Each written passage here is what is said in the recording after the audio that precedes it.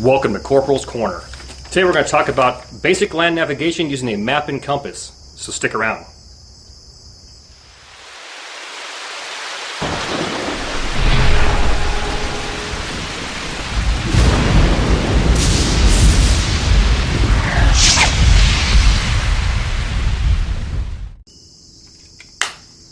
Last time we talked about land navigation, we kept it simple and discussed the basics using a Suunto MC2.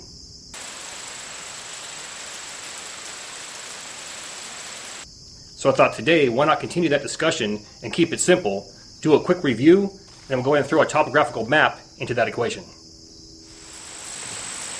So here we have our basic Suunto MC2. Starting here at the top, we have our signal and sighting mirror.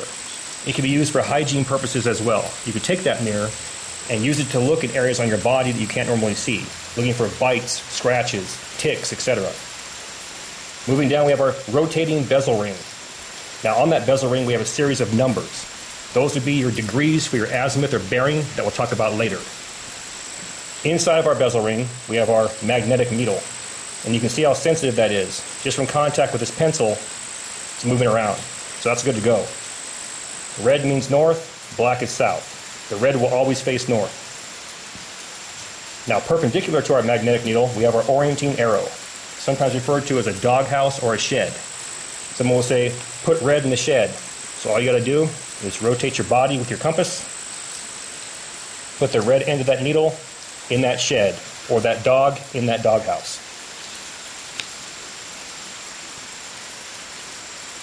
Now on our bezel ring, we actually have, or right below it, we have a glow-in-the-dark line here and here. Now think of the Back to the Future analogy. This one on top up here will tell you where you're going. The bottom one will tell you where you were. So that will be your bearing or azimuth. That will be your reverse azimuth. The bottom of our compass here, we have a clear plastic base plate, why it's called a base plate compass. We have a series of scales. And my personal favorite, we have the magnifying lens or sun lens for starting fires.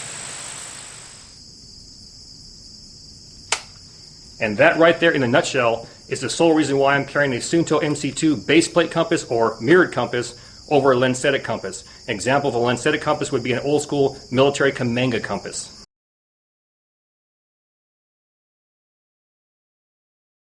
It's a multi-use item, and the options contained in here will make your life a heck of a lot easier out there. Let's go ahead and do a quick review on how to shoot an azimuth. All you're going to do, look at your compass. You have a arrow on top here, or a glow-in-the-dark indicator. You have one on the bottom as well. The one at the top is going to tell you where you're going. The one at the bottom tells you where you were. Take your bezel ring and put it on 0 or north. So line up north or 0 with that glow-in-the-dark indicator on top. And all you're going to do is look out there where you want to go. So I'm going to go ahead, take my compass, make sure my arms are extended. The compass is level. I'm going to look from my signal mirror or sighting mirror. There's an opening here at the bottom with a V-notch.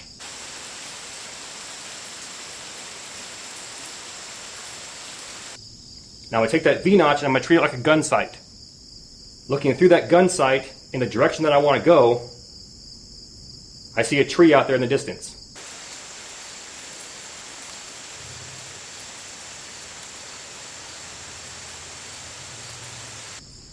So at this point right here, all I'm going to do, I'm going to rotate my bezel ring and move that doghouse to my needle. Put the red in the shed or the dog in the doghouse. Keeping that V-notch or gun sight lined up with my target or my tree. Once that's complete, I'm going to look down, check my bearing or azimuth. It's 40 degrees.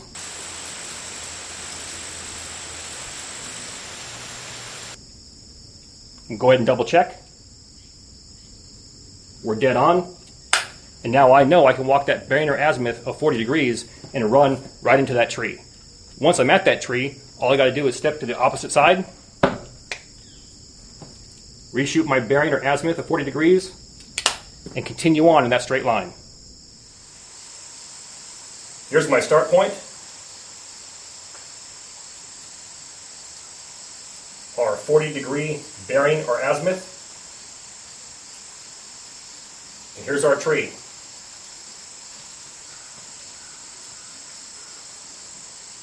I can then move to the opposite side of that tree, take my compass, locate a new target, and continue walking at 40 degrees in a straight line.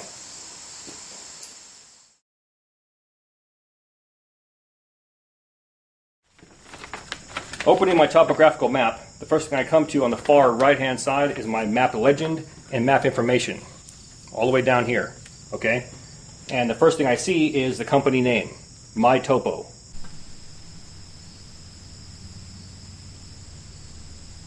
And it was printed in 2013. Now the map was printed in 2013. It doesn't mean it was surveyed in 2013. We'll come to that in a minute. Working our way down, we come to our vicinity map. And the vicinity map is basically an outline of the state that you're operating in. And looking at that outline, you should see a red square or a red rectangle, and that's going to give you the area of that state that this map was printed from.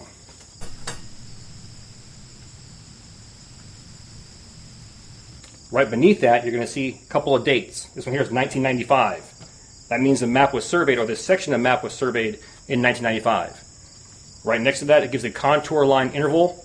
We'll come to contour lines in a few minutes.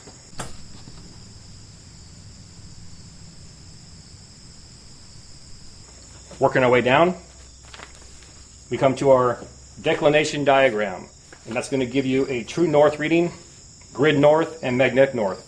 And we discussed that last time. Last time we only dealt with magnetic north. This time we're going to deal with grid north.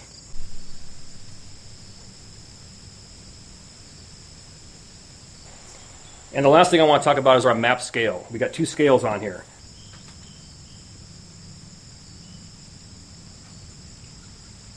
The first one says 1 in 10,000. And what that means is that every inch on your map represents 10,000 inches on the ground.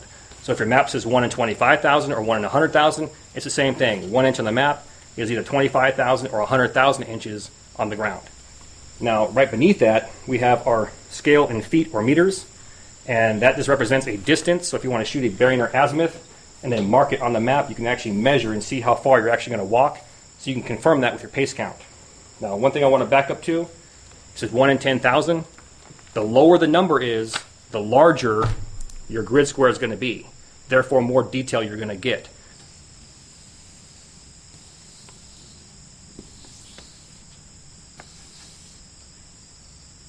So 1 in 100,000, your grid square might be like this. Very difficult to see.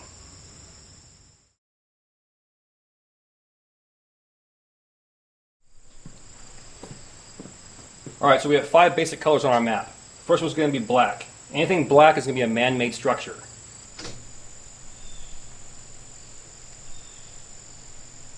Next we have blue. Blue is going to be water, rivers, streams, creeks, lakes, oceans, etc.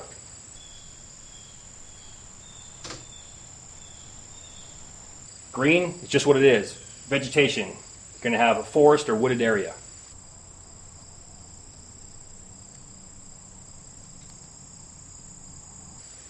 Brown is going to be a relief feature. An example of a relief feature is going to be a contour line, and we'll come back to that later.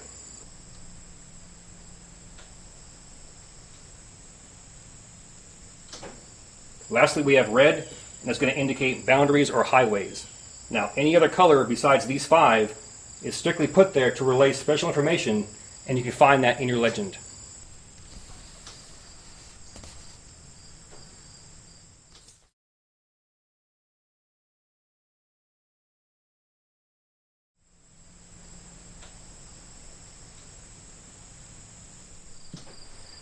Let's go ahead and move on to contour lines. Now, a big part of a topographical map are contour lines. And contour line gives you a way to judge elevation. That's the sole purpose. On your map legend, it gives you the contour line interval. And I showed you that earlier, and I believe it was 20 foot between each line.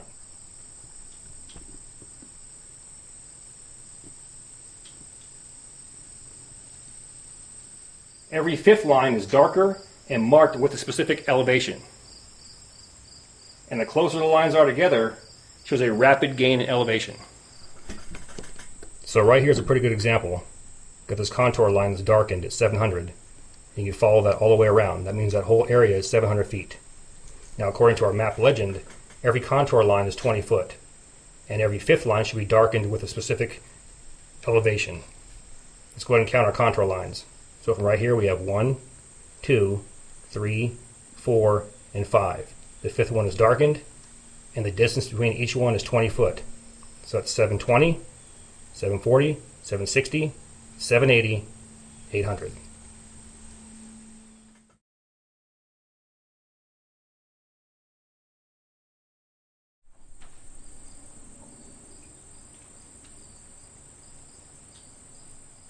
So far, so good. You're doing an outstanding job. Let's go ahead and power through this and talk about major and minor terrain features. The first major terrain features are going to be a hilltop. Here we have a good example of a hilltop. We have rings within rings, or circles inside of circles. The rapid elevation game we talked about earlier, and there's our circle, and there's our hilltop. A ridge. Here's a good example of a ridge. A ridge is nothing more than a series of hilltops in a row. Starting right here, there's 1, 2, and 3. Saddle. When you look for a saddle, all you're doing is looking for 2 or more hilltops in a row, which is your ridge, and between those 2 hilltops is a saddle.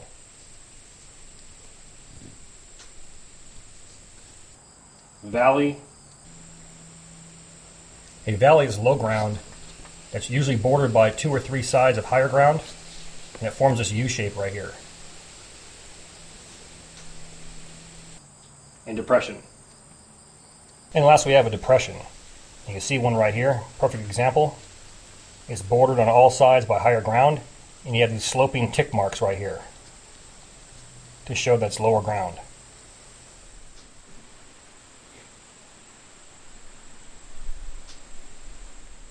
All right, good to go. We talked about 5 major terrain features. Now let's talk about 3 more, the minor terrain features. And those are going to be a draw. So in this example right here, it's a pretty good indicator of a draw. Now a draw is sloping terrain that forms a V that points towards that ridge. So here's our ridge. 1, 2, and 3 hilltops in a row is a ridge. And we have that V that points up towards that ridge. A spur and a cliff. Now here's a good example of a spur. Now spurs are contour lines that jut outward from that ridge. So here's our hilltop and our ridge, and they're jutting outward and making its way down into that valley. And lastly, we have an example of a cliff. A cliff is nothing more than vertical or sloping contour lines that are close together with tick marks indicating a steep drop-off.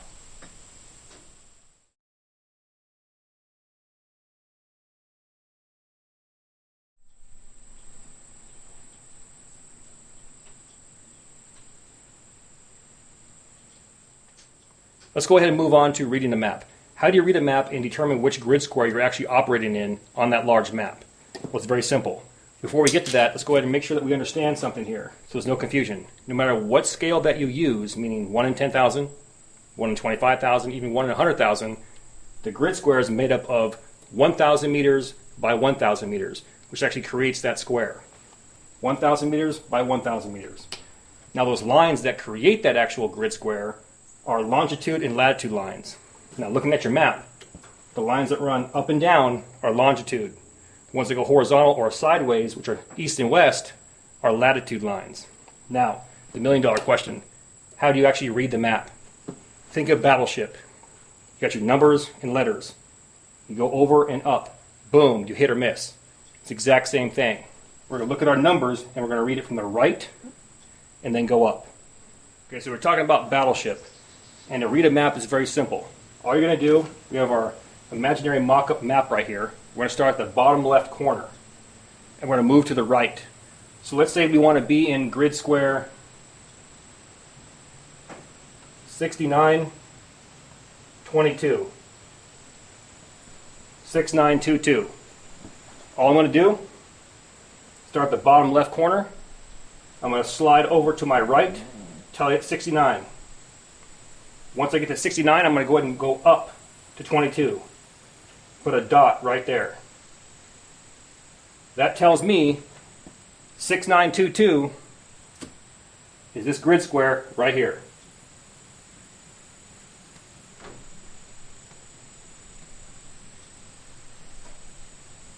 And we have 1,000 meters by 1,000 meters to work with. I start at the bottom left corner and move over to where it says 69, 69. We're going to go up to 22. And that one's 22. So that corner right there gives me this grid square to work with.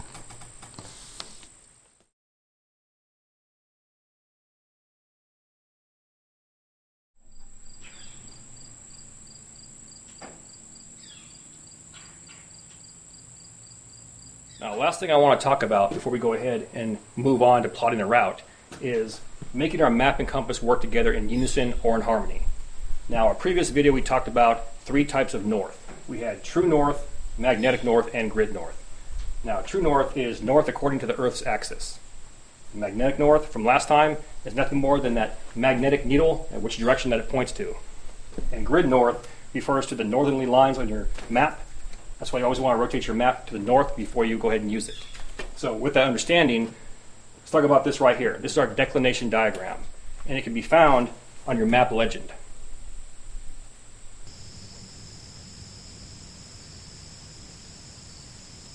So looking at this declination diagram, it gives me a 6-degree offset or 6-degree difference between my magnetic north and my grid north.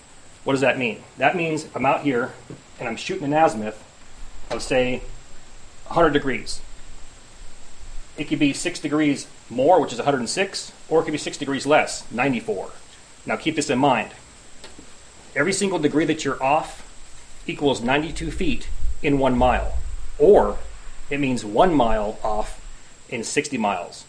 So people say, I'm only a couple degrees off over a long distance. You could walk right by something and have no idea it was there. So think about that. So the $1,000,000 question again, how do we go ahead and account for that 6 degrees? How do we make our map and compass work together in unison? Here's how I learned it. Think of the military. Major to general is a promotion. So magnetic north to grid north, we're going to add. General to major is a demotion, and the heck of a demotion. Or grid north to magnetic north, we're going to subtract. So just like we talked about, there's a 6-degree difference between magnetic north and grid north. Even tells you right here, magnetic declination of 6 degrees west at the center of the map on June 11th, 2018. So I want to go ahead and I want to add 6 degrees to my compass, or if you have a Suunto MC2, you flip it over and it tells you east or west. So 6 degrees west, or simply add 6 degrees. Now looking at our Suunto MC2 bezel ring, we have a declination indicator right here. It's set to 0. And I mentioned before it was 6 degrees west. So there's our west, and there's our east declination. So I want to go ahead and I want to add 6 degrees to this. On the back side of our Suunto MC2, we have an adjustment screw right there. We also have our declination indicator. It tells me western declination and eastern declination. So I want to go ahead and I want to add 6 degrees. So I want to rotate using a key or a small screwdriver. I want to adjust it and move that indicator 6 degrees. Every single one of these red tick marks represents 2 degrees. So placing a key or a small screwdriver into our adjustment pin, we can now rotate this left or right. So I want to head to the west. I want to add 6 degrees. It's 2, 4, 6.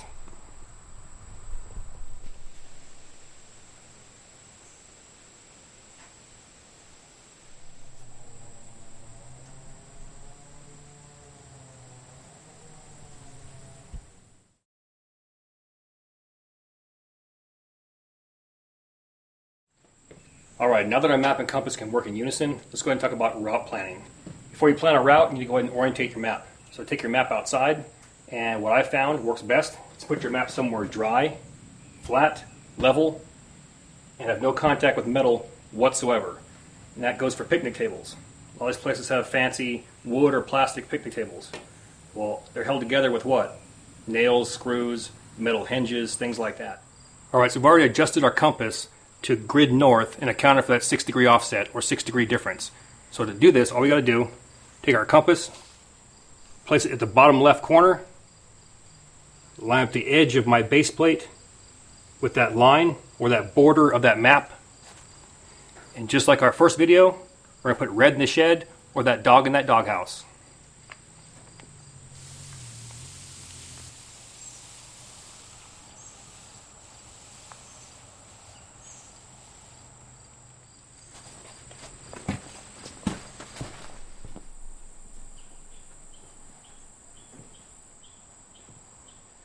And as long as you don't bump or move that map, you're dialed into grid north and you should be good to go.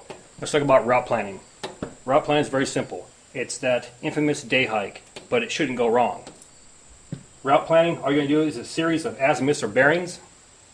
You want to get the reverse azimuth or bearing to each location that you go to. You want to go ahead and keep track of your pace count. And you want to know what grid locations that you're going to operate in. So right here we got 300 meters. I want to go ahead and measure the distance on here. It looks like 1 inch and 3/16 is approximately 300 meters. Let's go ahead and plot a route. We're going to figure out our start point. Let's say our start point is right here. There's a parking lot right there. My vehicle's parked for the day, and I want to go out here and explore all this area and check it out. So I want to go ahead and walk from here to that hilltop right there. And we're going to go ahead and go across this saddle to that hilltop. From the hilltop we can look down this spur right there and see the water. So that'd be a good spot to go down and get some water resupply. Once we're all hydrated again, we're going to go ahead and, from this water source back to our vehicle. So how do we do that? Not moving the map once again. I'm going to go ahead and take our compass and place it on our start point and where we want to go. We want to go to the center of that hilltop. So it's a good vantage point so we can look around. So all I'm going to do is line those two up and put a dot right there at the center of that hilltop. Now I can draw a line from the hilltop to my start point. Now since we're already here, to get our bearing or azimuth, all we got to do is now rotate our bezel ring from 0 and put that dog in the doghouse or that red in the shed.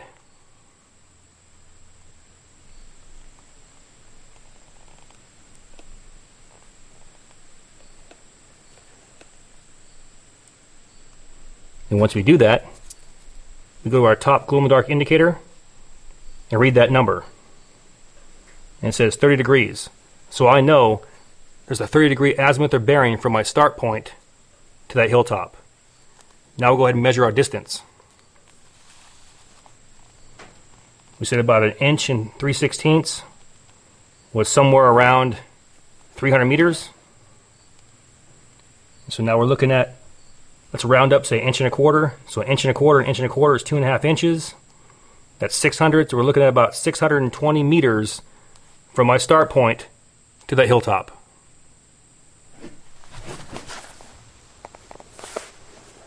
So from start point to our point number 1, we're going to walk a bearing or azimuth of 30 degrees. We're going to walk that for 620 meters. Now what about our back azimuth? All we're going to do, go to our bottom glow-in-the-dark indicator. Here's our top one. Tells me where I'm going. The bottom one tells me where I was. And looking at that, it's 210 degrees.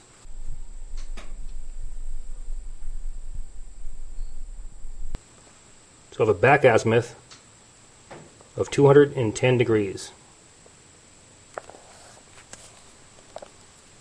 Down here I made a note for features. Point number 1 is a hilltop.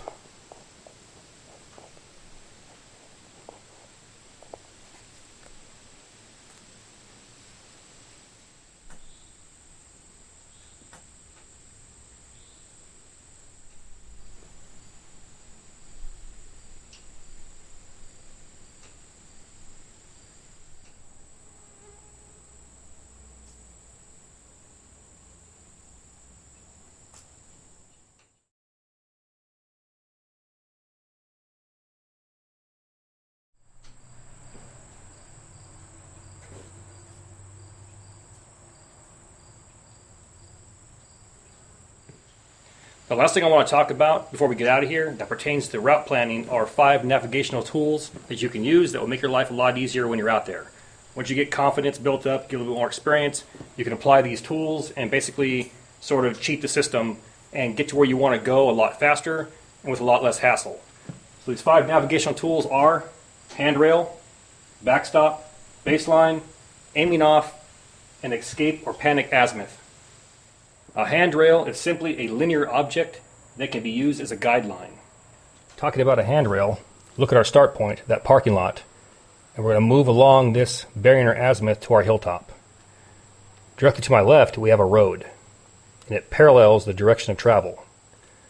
So in a way, I can use this road as my linear object. I can shoot a bearing or azimuth to that road, walk that road for that 600 meters. Once I get at 600 meters, shoot an azimuth to that hilltop, and I'm there. And that might be a lot easier, not as scenic, but it'd be a lot easier than busting brush all the way across here for 600 meters. A backstop is a point at which you shouldn't go past. For example, fences, walls, large rivers, bodies of water, pipelines, etc. In this next example, we're looking for a backstop. So on the top of this hill, I look down and I see that creek. I'm going to make my way down that spur into that creek so I can get hydrated. Now, here's my pipeline. The creek is located on this side of that pipeline. So I know that if I cross over that pipeline and end up over here, I've gone too far. So in a way, I could use that pipeline as a backstop. A baseline. You use a baseline so you can return to where you started from. And now a baseline goes hand in hand with aiming off. So you want to go ahead and aim off deliberately. So you can use a baseline. You take a bearing left or right of the objective, then use the baseline to get back. So in a sense, what you're doing, you know where you need to be, and you see an easier route. So you go ahead and shoot an azimuth or bearing through that easier route, or that place where there's less brush. You go through it. Once you get through that area, you know to turn left or right to get back on track, or go back to your start point. Aiming off and baseline go hand in hand. Let's use our example. This hilltop right here, we can look down and see that creek or that stream. Let's say, for example, we can look over and see a road right here. And we want to go ahead and shoot an azimuth or bearing directly to that intersection so we can get the name of that road for our map. So all we got to do is shoot an azimuth to that corner and be good to go. Well, what if lateral drift occurs or I'm careless and we end up over here? We're not really going to know. We're actually past that intersection. So I'm going to deliberately aim off over here, use this road as a baseline so I can turn left and walk right to that intersection. And number 5, we have an escape or panic azimuth. And that's meant for exactly what it says. You're out there, you get lost, start to panic, and you need to escape. It's a predetermined azimuth or bearing that you can dial into your compass if you are lost and you can get to a known point, like a road or a house. And lastly, we have an escape azimuth or panic azimuth. So looking at our entire route here, we went first point, second point, third point, and then back to our starting point. Now, anywhere on here, I should be able to dial in a predetermined bearing or azimuth, and it will take me to a road or to a pipeline. So somewhere I get lost in here, and I need to escape, I should be able to dial in 0 on my compass, take me right to that road. Or 270 will take me to that road. 90 will take me to the pipeline. And worst case, 180 will take me all the way down here to this road. Welcome back. Land navigation is still outstanding. Just my humble opinion. Now, if you haven't already, go ahead and go back and watch my first video on land navigation simplified. Take those tools, techniques, go out there and practice them, apply them, and then go ahead and try and attack this bad boy. There's a lot of information, and it was a real long video, and I apologize for that. It was better, in my opinion, to do it one long video than go ahead and break it down into 5 or 6 10-minute videos. But truth be told, the only way you're going to get better at this is to actually go out and do it. Practice, practice, practice. Practice will make you better. Not perfect, it'll make you better. And you can always be better than you are now. So with that, once again, thank you for your comments, views, and support. Thanks for watching. Get out in the field, have some fun. I'm going to catch you next time.